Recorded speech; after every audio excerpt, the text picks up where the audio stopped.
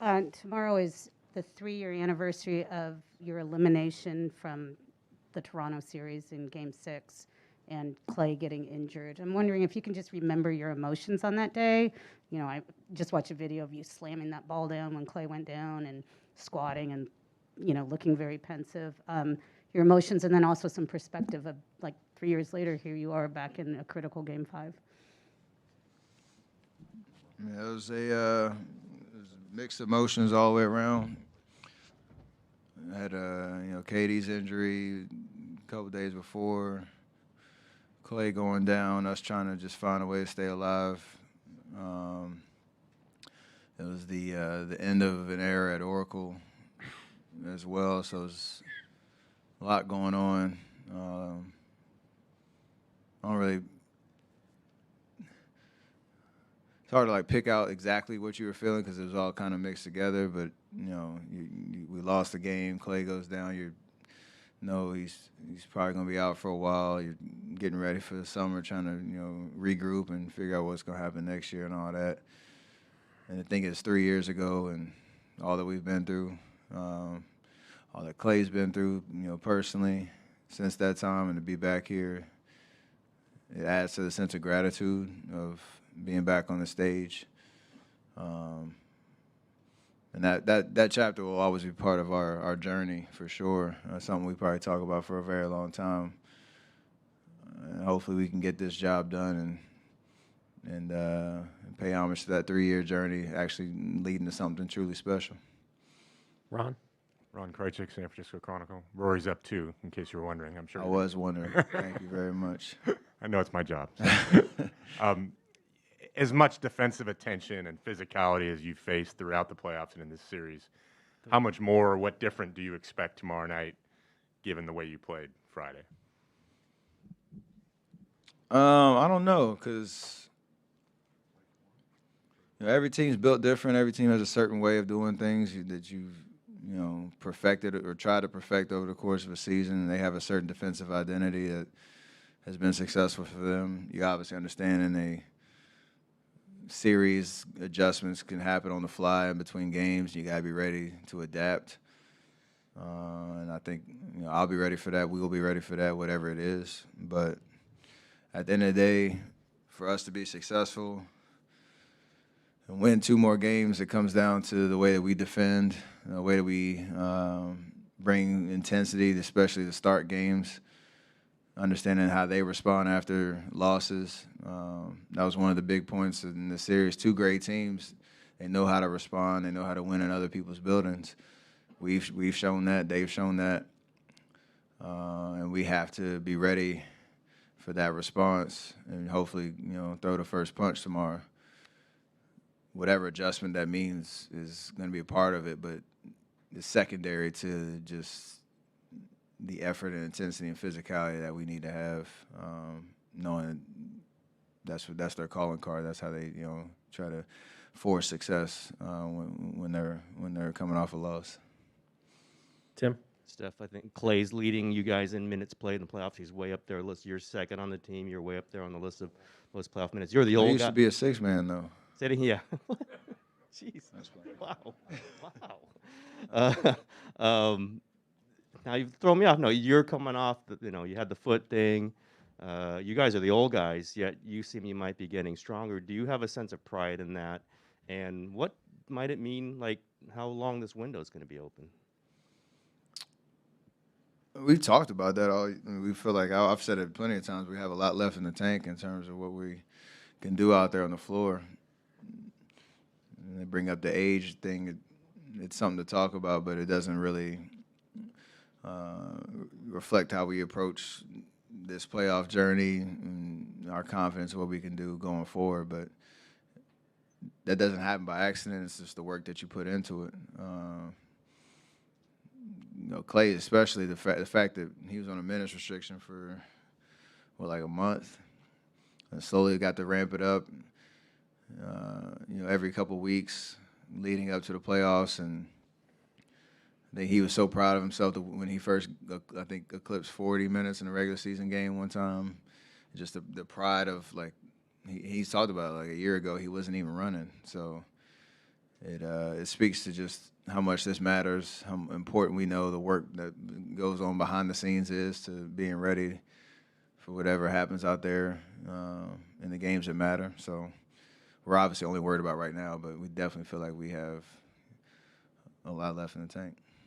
Anthony? Yeah, 2 questions. One quick one. Just how does the foot feel? Great. Any treatment or anything you've needed? Or Always, but yeah. and then on the Draymond, this is obviously a challenge for him offensively in the series with their length, the way they're playing. What is the key to, I guess, thriving better offensively when he's on the floor? It comes down to understanding that we have our certain pep plays and actions that we have done for years and years and years. They've scouted it. They have a certain approach and personnel that's trying to take those away. And some of our bread and butter plays, but a lot of it is just being a lot more organized on our spacing and our force on pick and rolls, on cuts and stuff like that, so that we can just get everybody in the right spots, and whether they want to shade, off a certain guy or try to clog things up, we have a counter to all of that. And I think he is going to do an amazing job of adapting and figuring out where he can find his angles, his ways to impact on the offensive end, and that'll again feed off of the way he impacts the game on the defensive end every game. So usually the high IQ guys figure it out, and he's at the top of that list when it comes to understanding the game of basketball. On your left, second row. Hey, Steph, Alex Espinoza with 95.7 The Game. You're 3-0 with those purple shoes. Is there anything to that? Are you going to bring them back out again at some point? I did not even know that. Yeah. So I appreciate you. I don't know if that messes with the juju on there, if I'm aware of the record. So now I got a lot of different colors, so we'll see. See what happens. God, I got me thinking now, too. Adam, next. Stuff. The U.S. Open's obviously in Boston this week. You have obviously much bigger priorities, but do you try to squeeze in part of the practice round Wednesday? Do you have golfers hitting you up for tickets? Do you just watch it on Thursday and chill? Or? I got a couple friends on the tour that'll probably hit me up between now and next week if they get the early tee time, the early late on Thursday. We'll see. Or Thursday, Friday, we'll see. But I'm not going out there. Obviously, all my attention's on rest and recovery and getting ready. I'll pop in front of the TV and make sure I watch as much of it as possible, though. Joe. Could you forward those tickets our way? Say what? Forward those tickets our way. Oh, absolutely. I've never been to the Country Club of Brookline, so you can send me some pictures if you get out there. What's when you have a game like you had on Friday? What's that like to watch the film of it? I mean, I don't know. It's cool because when you watch film, there's a lot of different emotions because you usually know the outcome of the game. And so whether you play well individually or not, you always know what happens at the end. It's like watching the end of a movie. It's always nice to know that the movie turns out great at the end. But I think it's more so just the balance of watching what worked and trying to understand those patterns so that you can repeat that for the next game, maybe anticipate some adjustments that might happen and try to slow it down and try to be one step ahead of that. In the meantime, I'm also watching a lot of different reactions in the crowd and on the bench and stuff like that, too. That's always some good entertainment. Back right. Steve was just comparing you to Roger Federer in terms of how the greats do things, and he was. I got to get a list of all the people he's compared. Tim Duncan, Roger Federer, who added to the list. Sorry, I didn't mean to cut you off. No, it's okay. It's okay. Today it was Roger, and he was saying, especially in terms of, he said that you guys met him a few years ago in China, and how you find that joy in the daily routine, the work you put in, the discipline. So in your perspective, how is that to finding that joy and that passion and that work that you put in every day to sustain the highest level for a long period of time? It goes back to just how I started in the game back when I was playing AAU back in the day. I love to work. You kind of get lost in and the sessions you have on the court and practice in the weight room, wherever it is, because you know it's going to lead to you being as prepared as possible for those games. Try to have as much fun as possible. The days that you want to get up and do the work, the days that you don't, days you're tired, all that type of stuff. But it's all built on just my approach, I think, from the time I started, and just trying to carry that every year for as long as I can. And, win, lose, whatever it is, no matter how you play, you have to keep coming back to the well to keep sharpening the toolkit and find ways to evolve your game.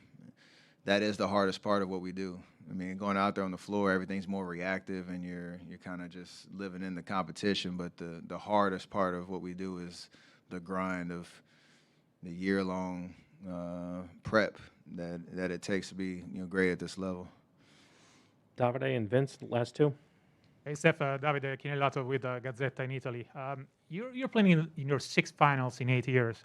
How much has it become routine for you, and how much is, wow, I'm playing for a championship again? You understand the routine of it and the ebbs and flows of game days, off days, media days, travel days, especially, how to keep your body prepared on those long east to west coast flights and all that. So that helps with just the experience. Every task is different, though, when you get out there, because even when we played Cleveland 4 times, it's a different team every year that you had to kind of prepare against. And, that's just part of it. And I love every experience at this stage, because there's so much attention on what we do. You understand the whole world's watching you when you're out there on the court, and you're obviously keeping in mind what you're playing for, and be the last team standing. So I love everything about it. Vince? Steph, during Game 4, you couldn't see it because you were playing, but Dwayne Wade and LeBron James had back and forth praising you throughout the course of the game, and I think Dwayne said something after it, saying that they got to make room for you on the Mount Rushmore. So when you see that, if you see that, are you amused? Are you surprised? Do you roll your eyes? Like, what is your reaction when you hear stuff like that or see it? Any player will tell you when you get respect and praise from your colleagues and the guys that have been on this stage and know what this is about, know how hard it is to be at this level and do what we do. That means the world. You obviously want everybody to appreciate what you do and all that, but it hits different when it's people that you looked up to once upon a time, when they were having their first and second experiences, and you're watching them like, I wonder what that's like, and then you have some battles, and for them to go out of their way and speak about the impact on the game and all that type of stuff, it means the world for sure, because it takes great to recognize what it takes to do what we do, for sure. Thank you, Steph.